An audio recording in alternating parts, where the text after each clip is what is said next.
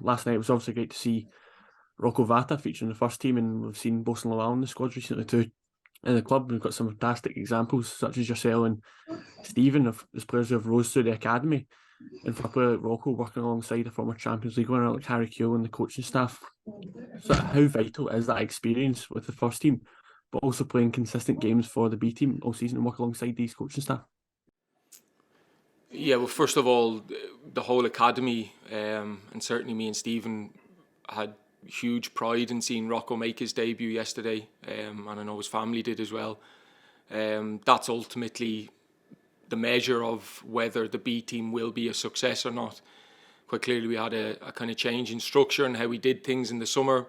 That'll take time to bed in, but ultimately, that's where we want to be judged off, is how many players we can move from our B team into the first team, and not only make their debut but go on and impact the first team in the ways that players before them have done that. So it was fantastic to see Rocco.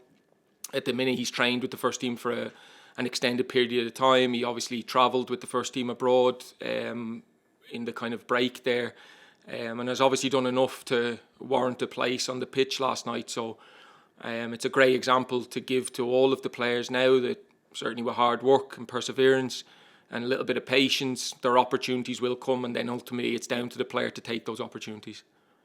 The next month or so is set to be a busy one and an exciting one, no doubt, with Lowland League games and Premier League International Cup starting tomorrow.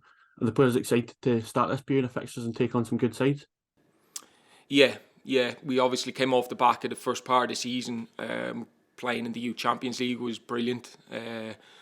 The places we went to, the teams we saw, and this kind of month coming up is going to bring a very different challenge. Obviously, starting with tomorrow, a really big game for us, and then there's, as you mentioned, games in the Premier League competition and the Lowland League. So this is ultimately what all footballers want to do. They want to play games, they want to challenge themselves, and certainly over the next month we're going to have plenty of real challenges for the players.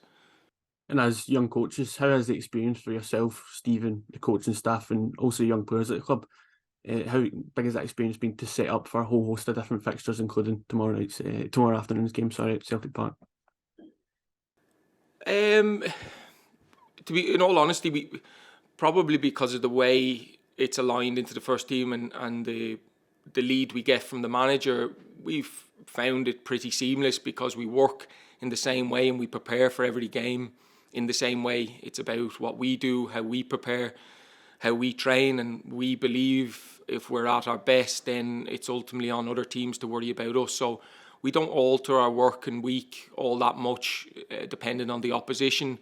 So we've had a real kind of consistent way of doing things, albeit that's very hard and it's demanding, playing every 2 days, more so for the players. The way we work has stayed really consistent, and that's helped, I think, everyone, as I said, fit in easily and kind of take the challenges on as they come. Hi Dan, there's been some reported interest in you and Otto and Bosan Lowell from teams down south and abroad. Does this reported interest worry you that your players might be poached, or does this interest show that what you're doing is working and that the players are progressing well if other clubs are taking notice?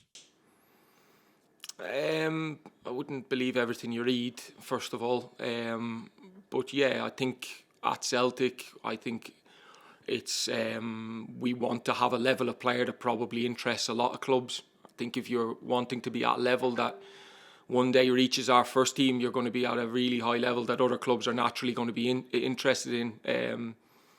What we're interested in from a club's point of view is that players want to be here, realise the opportunity of being at a club this size, and what an opportunity would be to play in our first team one day in front of the best fans there is about. So there's a bit of both, but we certainly wouldn't really be looking into too many things that are written in the press. These are young lads. There's a lot of noise around them at times, whether that be from people in their circles or out with their circles. We don't take too much notice. What I do know is the two guys you've mentioned are really good players that are doing particularly well in the B team. So if they get external attention, that's good on them. But from a club's point of view, we just concentrate on what we do with the players. And there's been a lot of emphasis on a crowd coming out for the game tomorrow. Do you think it's important for young players to get used to playing in front of larger audiences early on in their career? Yeah, it's massive, and it's it's very difficult to manufacture. We're fortunate. We're at a club that there's that big of a fan base that we can kind of make a call to Celtic fans to come out and support the younger lads. But I think back to my days in the academy, and I know Stephen would say the same thing. We remember the games we played in front of big crowds. And I only had maybe 2 or 3 of them as a young player, but they're the ones that stand out, and they were the ones that did the most for my development. And ultimately, you start to see what players can handle that atmosphere. Now, ultimately, we can't ever recreate what the first team go through in terms of the atmosphere that's created for the first team. But certainly tomorrow will be a bridge in that, and it'll be a big bridge. So it'll be great to see how the players react and ultimately how they perform. But yeah, to answer your question, it's a big part of their development. We watched last night Rocco Vata coming on, making an appearance, coming off the bench. Do you feel since you and Steve McManus's arrival and the B team set up that there is, perhaps a clearer pathway to the first team for these players than there were maybe, before you came in? No, that's not really for me to say, and it's very the kind of change that was made in the summer from the manager is still a work in progress, and it's something that, as I said, we probably won't see whether it's a real success until a number of years down the line. As I said, we're more than comfortable to say that ultimately we want to be judged off how many players come through our academy into the first team. We can win games of football week to week, we can potentially win cup competitions, which we will strive to do, but ultimately the success is players coming through and not only making their debuts in the first team. I consider it a massive milestone for Rocco and for his family, and for us as an academy it gives a massive boost. But at the same time, that's not what we picture success. We picture success Rocco being there in 2-3 years time, still making appearances. So there's different layers of success. The debut clearly is a massive milestone though. And yes, hopefully we have changed things. Certainly internally we can see the things that we've changed. We feel that we've got to a position now that if we continue the work we're doing, we will see the fruits of that come to fruition later on.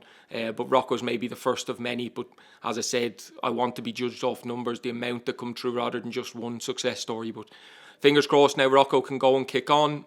Boston's obviously been up there, and maybe the next step for Boston is his debut, and I'd like to think there's players coming from behind that. So it's not necessarily about me and Stephen making the pathway. The pathway for players is different. People can kid you on and talk the talk. The players will make the pathway. There's no players out there that could have been top level players but didn't make it because they didn't get opportunity. It doesn't exist. Ultimately players make their careers. We're here to guide them, to facilitate them, and what we are trying to do now is create an environment that allows top level players prosper, if you like. And looking back again, it is important, it seems, that you and Steve McManus both went through the sort of journey as Celtic youth players, and you got to sort of experience it at a very sort of grassroots level. How much of a difference do you see the academy and the sort of academy set up from perhaps when you were youngsters in the squad to now when you are sort of taking control? There's a lot of talk about kind of players, and culturally there's a difference around people in general. I do agree with that to a certain extent, but ultimately the things I was taught and the principles I was taught as a kid are still remain to this day, around hard work, humility, and a big thing at this club is understanding the size of challenge you're taking on. And with all due respect to some other clubs, that your debut might come a bit quicker, your opportunity to appear in the first team or train with the first team might come a bit quicker, but the reason for that is because the challenge you're taking on and the first team you're trying to break into is nowhere near the size of what this club is at. I think the ones that understand and respect the challenge that they're taking on, ultimately they're trying to get to the highest level of Scottish football, and trying to break in at an age of 17, 18 is a big task. The one that understand that task and are then willing to do the work usually are the ones that do well. So listen, our job is to, I think there are little bits of maybe me and Stephen can give our experiences, but ultimately the players, I can assure you they don't remember me as a player. I don't see why they would.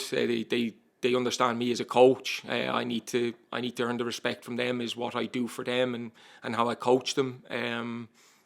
And yeah, that's how we'll be judged as well. Is as I said in the previous question, is how many players we can develop into first team players at Celtic.